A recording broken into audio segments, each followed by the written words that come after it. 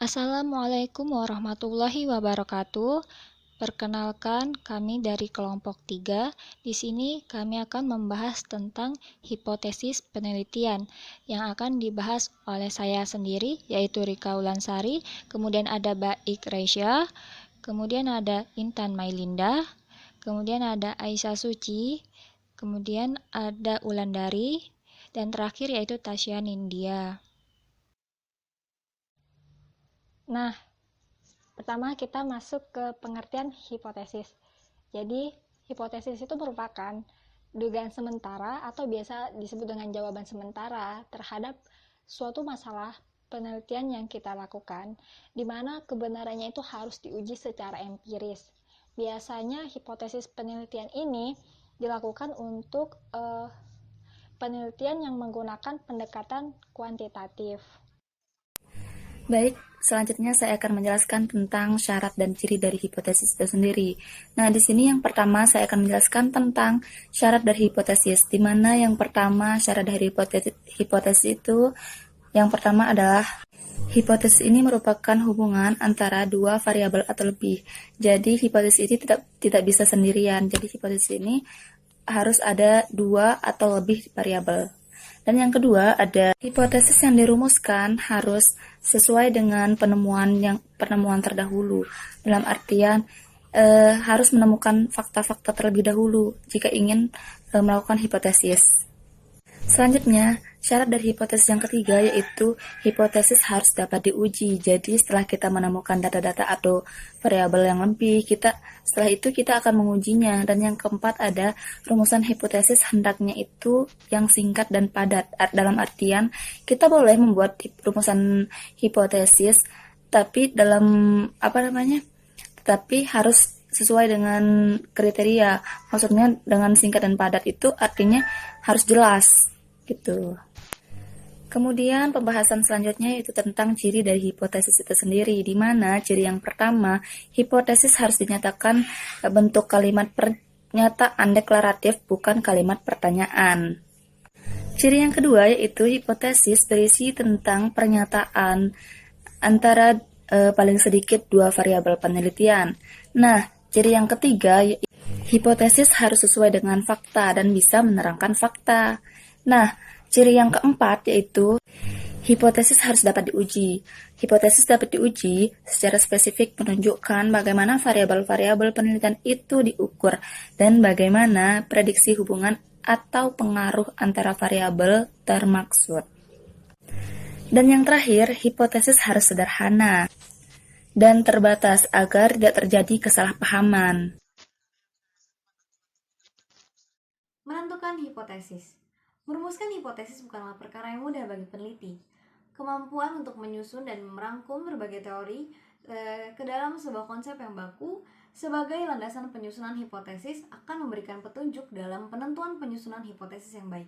Maka dari itu, peneliti perlu membekali diri pada hal-hal berikut ini, antara lain memiliki banyak informasi tentang masalah yang akan dipecahkan dengan cara banyak membaca literatur yang ada hubungannya dengan penelitian yang sedang dilaksanakannya.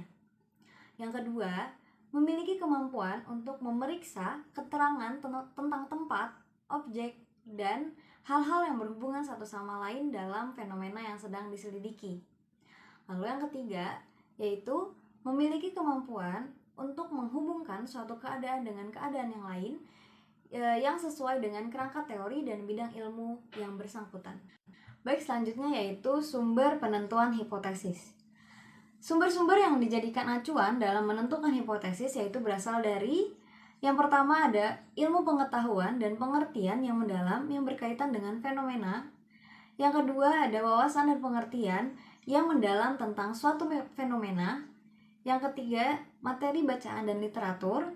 Yang keempat pengalaman individu sebagai suatu reaksi terhadap fenomena. Yang kelima data empiris yang tersedia. Dan yang terakhir yaitu analogi atau kesamaan dan ada kalanya menggunakan imajinasi yang berdasar pada fenomena.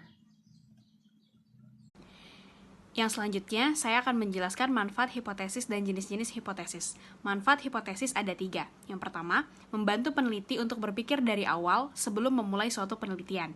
Yang kedua, menentukan bagaimana tahapan atau prosedur dari suatu penelitian. Yang ketiga, membantu peneliti untuk menetapkan bentuk untuk penyajian, analisis, dan interpretasi dari suatu data. Selanjutnya ada jenis-jenis hipotesis. Jenis-jenis hipotesis ada 2. Yang pertama ada hipotesis kerja atau alternatif atau yang disingkat HA. Yang kedua ada hipotesis nol atau null hypothesis disingkat HO. Kalau hipotesis kerja atau hipotesis alternatif itu menyatakan bahwa adanya hubungan antara variabel X dengan variabel Y, atau yang menyatakan bahwa adanya perbedaan antara dua kelompok. Rumusan hipotesis kerja ini antara lain, yang pertama ada jika, maka, yang kedua ada perbedaan antara, dan, dalam, yang ketiga ada pengaruh terhadap. Yang selanjutnya adalah hipotesis nol atau null hypothesis, disingkat HO. Hipotesis ini menyatakan tidak adanya perbedaan di antara kedua variabel, atau tidak adanya pengaruh variabel X terhadap variabel Y. Dengan kata lain, selisih variabel pertama dengan variabel kedua adalah nol atau nihil. Hipotesis nol juga sering disebut hipotesis statistik karena biasanya dipakai dalam penelitian dengan uji statistik.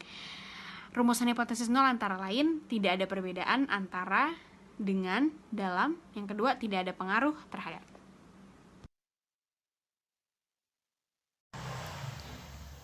Selanjutnya bentuk-bentuk hipotesis. Ada 3 bentuk hipotesis. Yang pertama, hipotesis deskriptif, yaitu jawaban sementara terhadap masalah deskriptif yang berkenaan dengan variabel mandiri, baik satu variabel ataupun lebih. Contoh, rumusan masalah deskriptifnya yaitu seberapa tinggi motivasi belajar mahasiswa suatu fakultas tertentu. Hipotesis deskriptifnya, H0, motivasi belajar mahasiswa suatu fakultas adalah 80% dari kriteria yang ditetapkan. HA-nya, motivasi belajar mahasiswa suatu fakultas tidak sama dengan 80% dari kriteria ideal yang ditetapkan. Jadi hipotesis statistiknya itu H0 R sama dengan 80%, HA-nya R tidak sama dengan 80%. Yang kedua ada hipotesis komparatif, yaitu jawaban sementara terhadap rumusan masalah komparatif atau perbandingan. Jadi di komparatif ini membandingkan dua populasi atau sampel yang berbeda namun dalam variabel yang sama, atau membandingkan dua kejadian yang berbeda waktu namun dalam variabel yang sama. Contoh rumusan masalah komparatifnya, bagaimana prestasi belajar mahasiswa jurusan akuntansi syariah dengan prestasi belajar mahasiswa jurusan ekonomi syariah. Hipotesisnya, H0 tidak terdapat perbedaan prestasi belajar mahasiswa jurusan akuntansi syariah dengan prestasi belajar mahasiswa jurusan ekonomi syariah. HA-nya terdapat perbedaan prestasi belajar mahasiswa jurusan akuntansi syariah dengan prestasi belajar mahasiswa jurusan ekonomi syariah. Jadi hipotesis statistiknya itu H0 M1 sama dengan M2, H-nya M1 tidak sama dengan M2.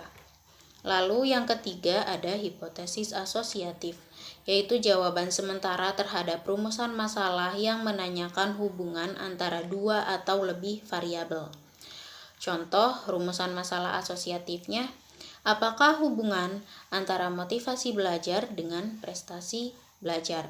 Hipotesisnya H0, tidak terdapat hubungan antara motivasi belajar dengan prestasi belajar. HA-nya terdapat hubungan antara motivasi belajar dengan prestasi belajar. Jadi hipotesis statistiknya itu H0 R sama dengan 0, HA R tidak sama dengan 0.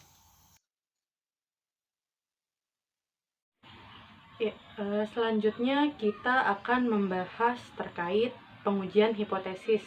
Nah, jadi dalam pengujian hipotesis ini ada 5 tahapan atau prosedur yang harus kita lakukan.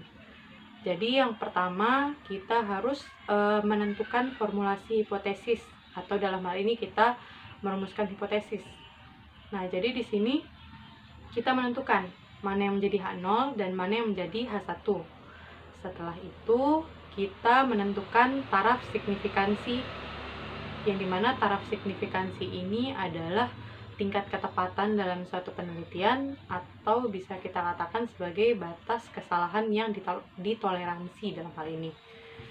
Nah, taraf signifikansi ini sendiri itu terbagi menjadi dua, yakni yang pertama itu tingkat ketepatan 99% dengan batas kesalahan yang ditoleransi sebesar 0,01, dan tingkat ketepatan sebesar 95% dengan batas kesalahan yang ditoleransi sebesar 0,05. Nah, setelah kita menentukan taraf signifikansi, kita menentukan kriteria pengujian, atau kita biasa dengar dengan istilah wilayah kritik. Nah, jadi di sini kita menentukan apakah kita harus terima H0 atau tolak H0. Jadi di sini kita menerima H0 apabila uji T hasil perhitungan yang kita lakukan itu kurang dari T-tabel, sedangkan kita menolak H0 apabila uji T dari hasil perhitungan yang kita lakukan itu lebih dari T-tabel. Kemudian kita akan menentukan teknik uji statistik.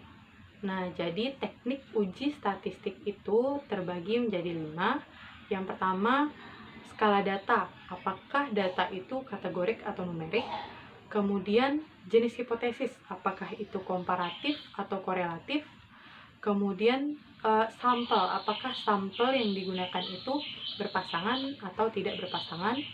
Kemudian, jumlah populasi. Apakah itu satu populasi, dua populasi, atau bahkan lebih? Nah, kemudian yang terakhir, uji parametrik dan uji non-parametrik.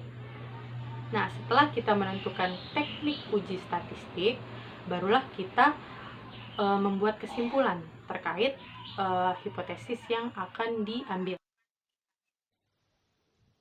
Baiklah, hanya ini yang dapat kami sampaikan. Jika ada kekurangan, kami mohon maaf. Kami akhiri. Wassalamualaikum warahmatullahi wabarakatuh.